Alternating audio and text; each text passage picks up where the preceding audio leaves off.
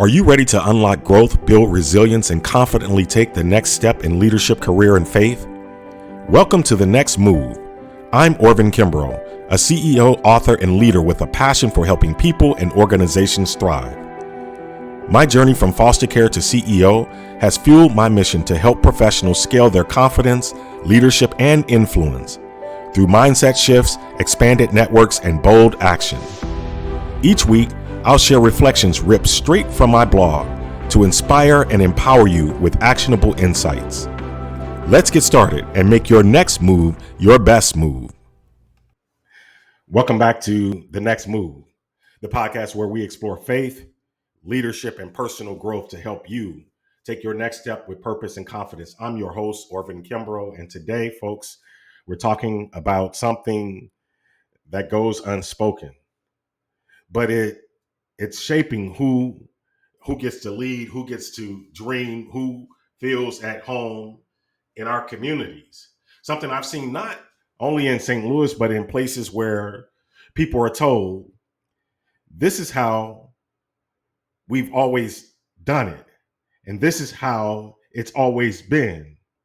And the cost of leaving it unspoken, well, the cost is we risk building a future that looks exactly like the past, where potential goes unseen, where ideas go unspoken, and the next generation grows up believing there is no room at the top for them. Let me take you there. Even after 30 years in leadership, one question still catches me off guard, especially in St. Louis. That question, are you from here? At first, it sounds innocent, a throwaway line. But if you sit with it long enough, you realize it isn't just about geography. It's about belonging. It's about boundaries. Because in St. Louis, especially among Black and white communities, there's a quiet, unspoken system at play. A code that says everyone has a place, everyone has a station, we all have a role, and there are boundaries, and you're expected to stay there. I remember talking to a group of civic and faith leaders who were trying to do something bold, something transformational. They wanted to bring others into that vision. They weren't necessarily insiders to St. Louis politics or legacy circles, but they believed in the city's potential. After trying to rally support, a few backers pulled them aside and said, "That's not really how we do things here. Did you talk to so-and-so? They know the way." The message was clear. There's a process and it involves permission, a hidden playbook they weren't given. When those leaders shared this moment with me, I was frustrated on their behalf. Then I realized it wasn't the bold idea that people were resisting. It was them, or rather, the idea that someone like them, not from the inside, could offer it. And I've seen that same unknowing arrogance in my own journey. When I walk into a space and offer something different, something hopeful and disruptive, I've had people look at me sideways, and I'm sure you have too. I've had people look at me sideways and say, "Who let me in? Who let you in?" So here's the truth.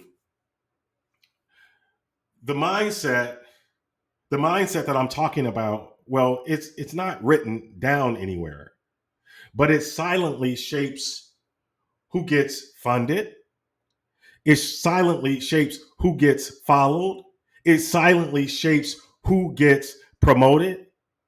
And it comes with a cost.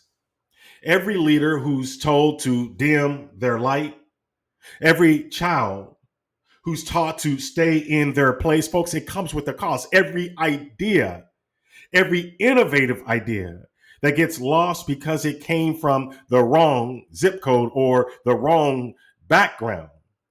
That's a future, folks, that's a future we never get to see. And when we reinforce these invisible fences inside us and around us and between us, we don't just lose others' potential, we lose our own. Did you catch that? We don't just lose others' potential, but we lose our own. So the question that I'm wondering, the thing that I'm thinking about, the thing that I'm trying to process in my head, the question that I can't let go of is, what if we move differently? When I look across St. Louis, I notice something. Many, not all, but many of the Black leaders driving real change, those in the C-suite, those disrupting systems, they're not originally from here. That's no accident. They weren't raised inside these boundaries. They weren't taught to fear these boundaries. They didn't learn to second guess their place at the table. And that freedom, it shows us what's possible. This isn't about blaming anyone.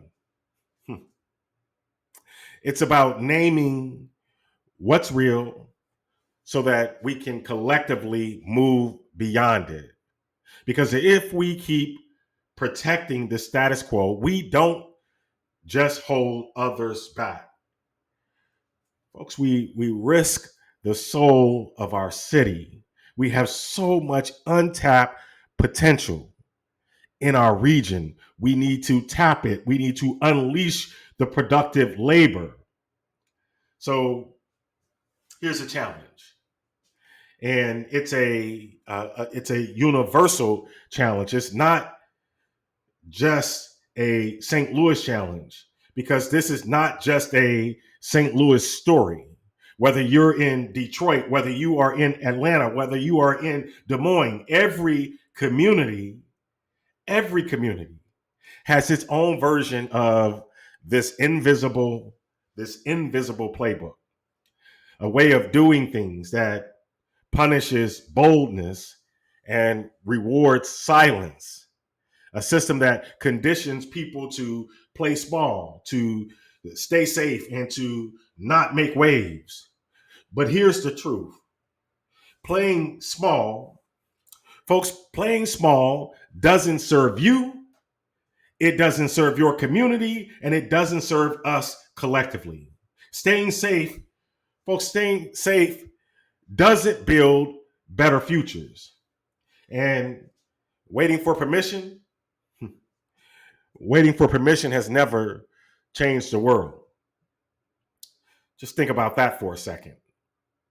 I believe wholeheartedly that the future belongs to the movers. The future belongs to those who take action. The future belongs to those who step outside of these artificial boundaries, whether it's mental or physical. So here's the challenge for all of us. Where have you stayed in place? Where have you stayed in place too long? What boundary of comfort, what boundary of culture, what boundary of class or race are you being called to cross? You want to cross that boundary, because the future doesn't belong to those who guard the lines.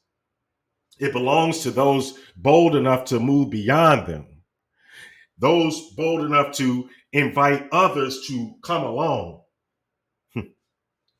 Let's not just talk about change. Let's be the ones who model it. Let's not just talk about change. Let's be the ones who live it. Let's not just talk about change. Let's be the ones who lead it. The fences, they may be invisible, but the opportunity to cross them, is right in front of us. This isn't, folks, this isn't just about, it isn't just about breaking fences.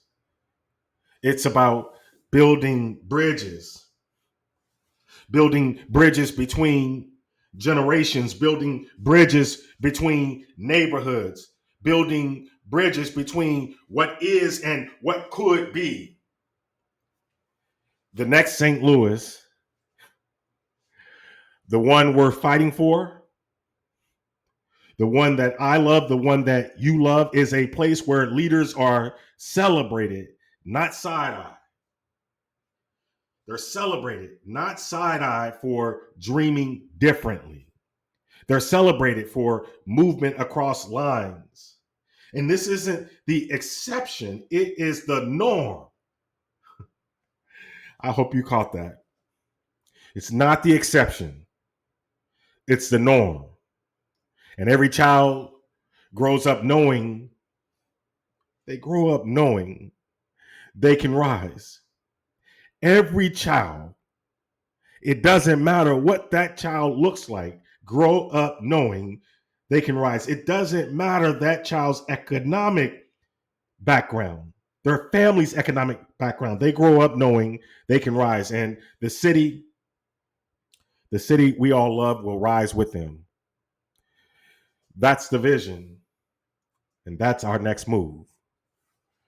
Thank you for tuning in to The Next Move. If today's episode sparked anything in you, please share it, tag a friend, have the conversation, because we rise higher when we rise together. I'm Orvin Kimbrough, and I'll see you next time. Thank you for tuning in to The Next Move. I hope today's reflection inspired you to take the next step in your leadership, career, or faith journey. If this episode resonated with you, share it with someone who might need a little encouragement this week. Don't forget to subscribe so you never miss an episode. And if you'd like more reflections or resources, visit orvinkimbrough.com or theaccidentalbanker.com. Until next time, remember, every step you take brings you closer to thriving. Let's keep moving forward together.